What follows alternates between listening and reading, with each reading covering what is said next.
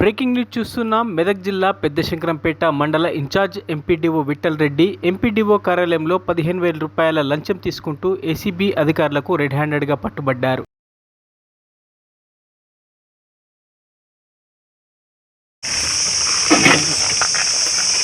నాకు ఒక ఫిర్యాదుదారుడు 20 తారీఖు మే నెలలో ఒక కంప్లైంట్ ఇస్తాడు.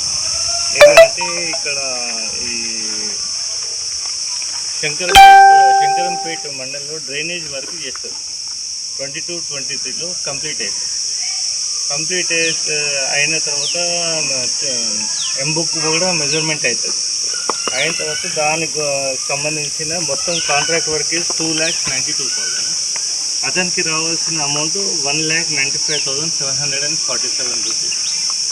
దానికి ఎంపీఓ గారు చెక్ ఇష్యూ చేయాలి. చెక్ మెజర్మెంట్ అయిపోయింది కాబట్టి as per the procedure he has to give cheque about 1,95,000.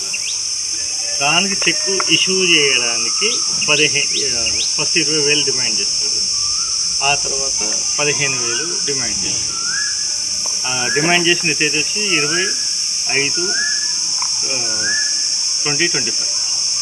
ఈరోజు డబ్బులు ఇచ్చిన తర్వాత మేము రిటర్న్ అయ్యారు. అమౌంట్ 15,000 కోర్టులో ప్రొడ్యూస్ చేస్తాం. ఎంపీఓ గారు, ఆయన పేరు విఠల్ రెడ్డి. ఫిర్యాదు పేరు చెప్పాను అందరి కాడే, కానీ it will not be release.